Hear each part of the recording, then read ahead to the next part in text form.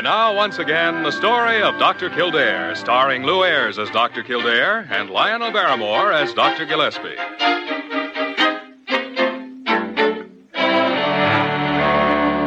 Waiter, I want a thick cream of chicken soup to start with.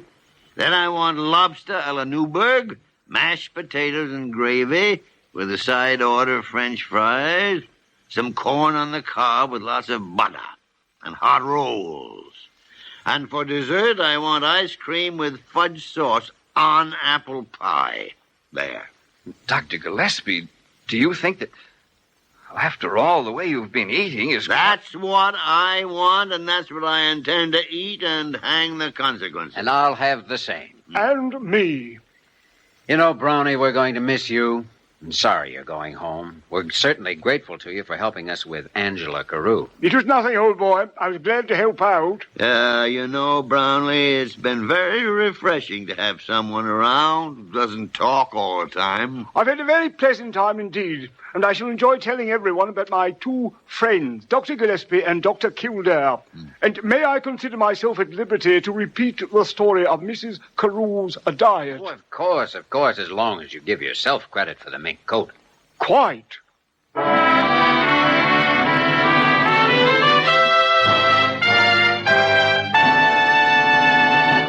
You have just heard the story of Dr. Kildare, starring Lou Ayres and Lionel Barrymore. This program was written by Gene Holloway and directed by William P. Russo.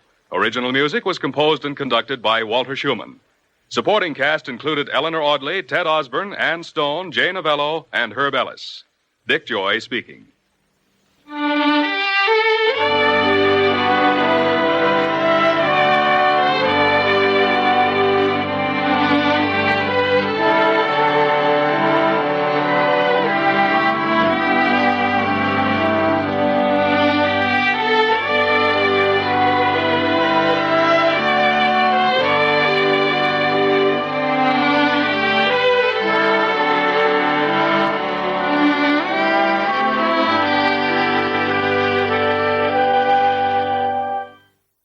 And that's the story of Dr. Kildare from June 1st, 1950, a show called Angela Carew, starring Lou Ayres and Lionel Barrymore. Hope you enjoyed that.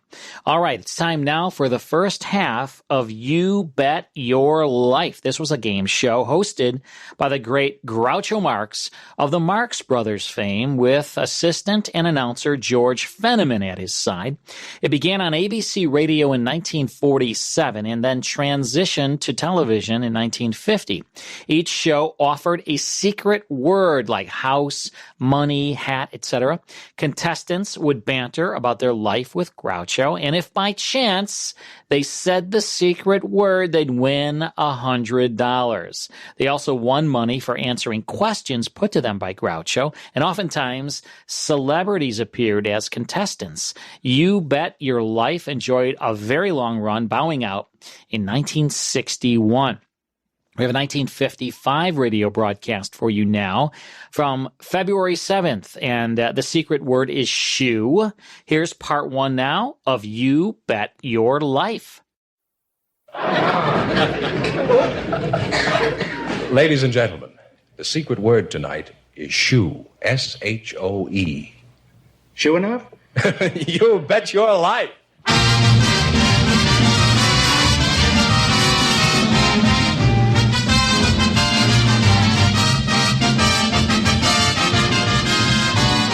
The more than 3,000 DeSoto Plymouth dealers of America present Groucho Marx in You'll Bet Your Life, the comedy quiz series produced and transcribed from Hollywood.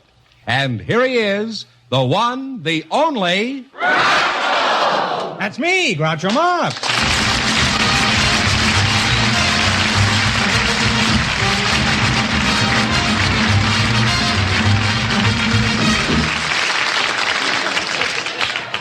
Well, here I am again with $1,500 for one of our couples tonight. Fenneman, who's first to try for it? Groucho, just before we went on the air, our studio audience selected a young mother and a grandfather. And here they are, Mrs. Sherry Van Pelt and Mr. Frederick Hall. Meet Groucho Marx.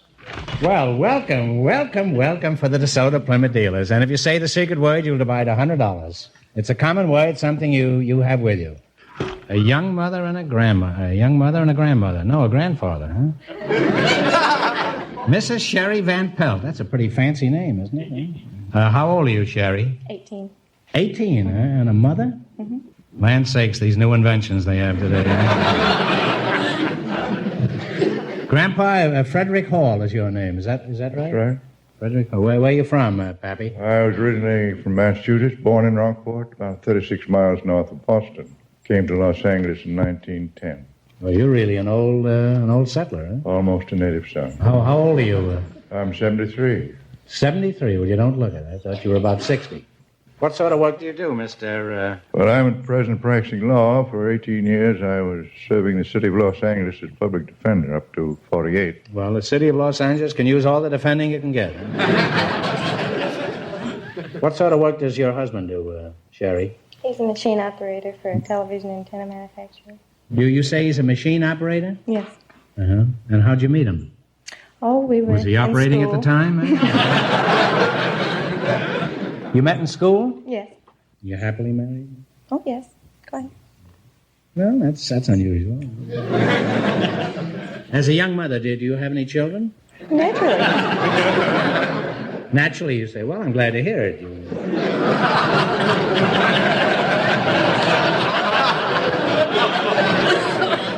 What you meant was that you couldn't be a mother unless you had children. Isn't that it? Of course. Well, that's not quite true. I've got children, and I'm not a mother.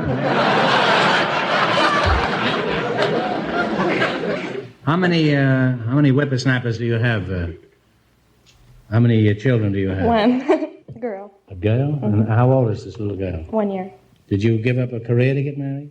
School. You were glad to get out of the classroom, Mm-hmm. huh? What was there about your husband that swept you off your feet?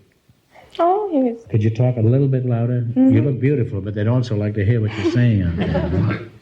You'll either have to talk louder or do grinds or something. He was good looking?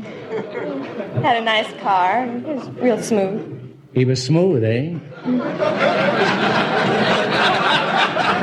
What do you mean by smooth? You mean he hadn't started to shave yet?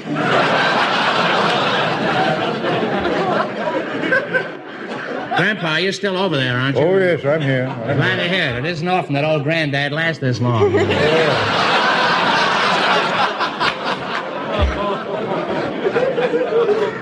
Well, that's not the point. Let's get back to where we were, huh? Do you have any children? 4. 2 boys, 2 girls. Uh-huh. Grandchildren? 8. Mm-hmm. Were any of your grandchildren named after you? No, they were not. My younger son married a bishop's daughter, and so they took the names of their children out of the Bible. They have Peter and Matthew, Luke, and Mark.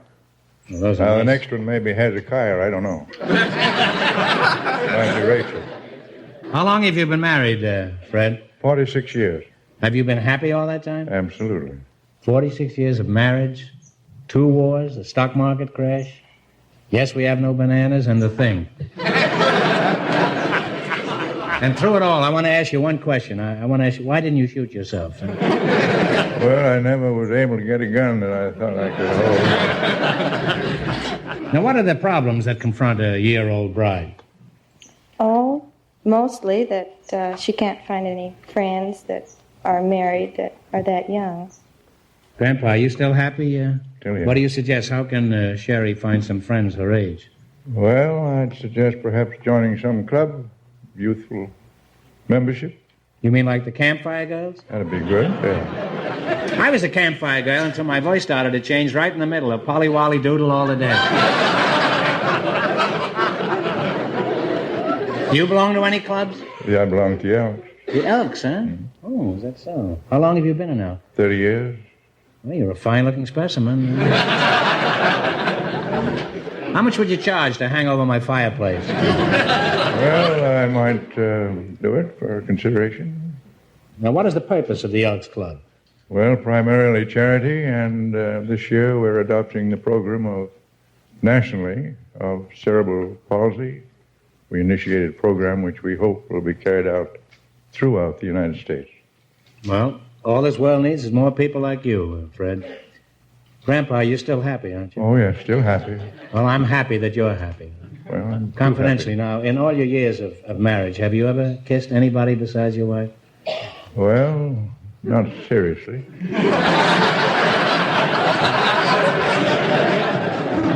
Well, you've got a wonderful opportunity right now, eh, Sherry? Oh, boy. Sherry, you wouldn't mind kissing a man who's old enough to be your great-grandfather, would you? No. Okay, here we go.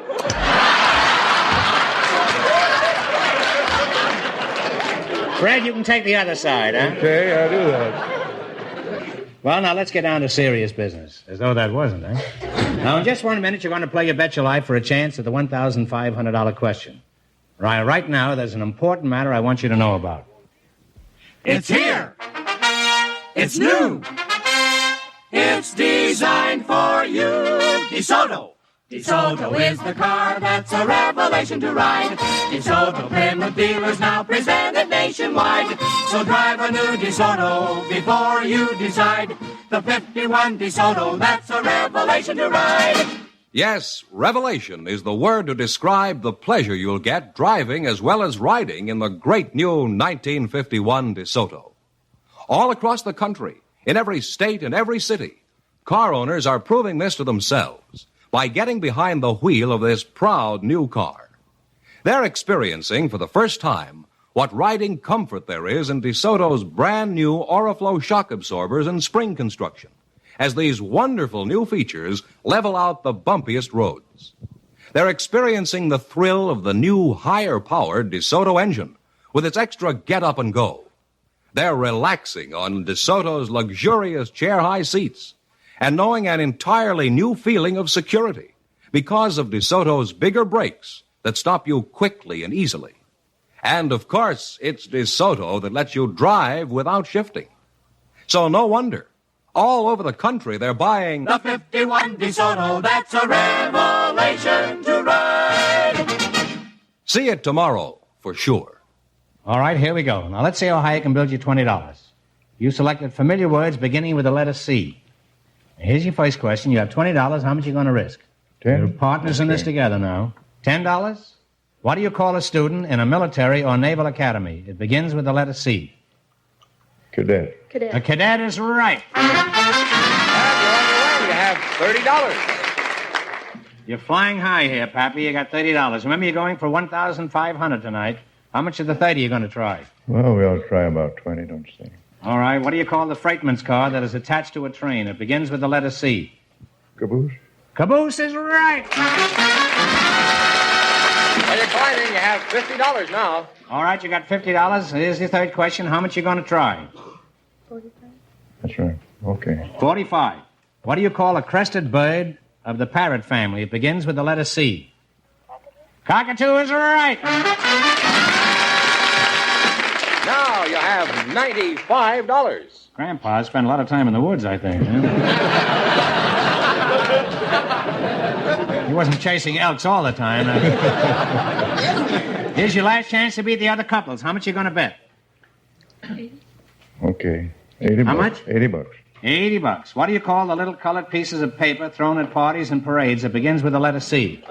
Confetti is right.